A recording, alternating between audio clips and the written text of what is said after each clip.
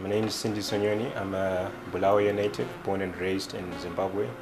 I'm a self-taught artist, graphic designer, activist, and contemporary illustrator.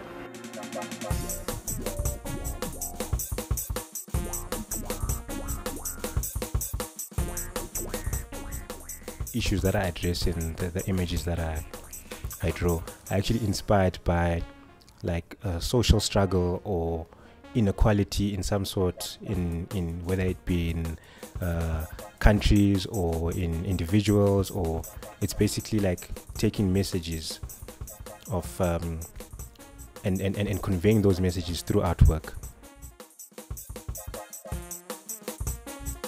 When I was 16, it was whilst I was doing art in high school. Like, I had no idea what career move I was gonna take. So luckily, in my final 2 year, when I was doing my A-levels, a graphic designer from New York came to teach at our school, and she saw my work, you know, and she pulled me aside and she's like, what are your career, what are you planning to do with your talent, you know? And I had never heard of graphic design at that time. So she introduced me to graphic design. She told me about, you know, what it's all about, like it's communication design, and these are the kind of avenues that you can take.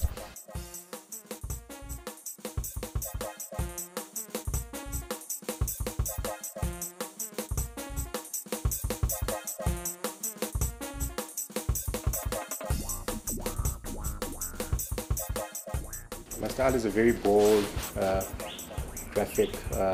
It's largely influenced by comic book art and maybe a bit of vintage animation.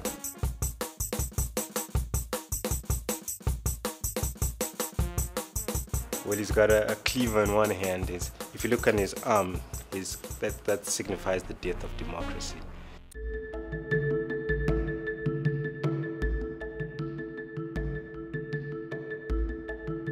When I was a child, how I grew up and the certain obstacles that I had to face.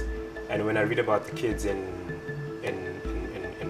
Rwanda or these other Sudanese kids that are forced into like armies and stuff at very young ages, I just think of how they have to, what different obstacles they have to overcome as opposed to what I had to overcome as a kid.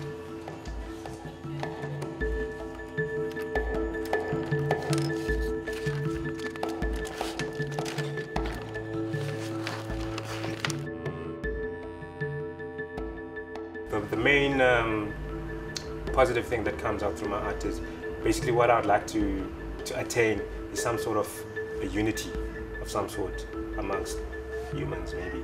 Because I feel that these barriers that we've created in terms of borders and, you know, I feel like if we can just like eradicate all those borders and things that demarcate and say that, okay, because you're from this side and I'm from that side, all of a sudden we can't get along.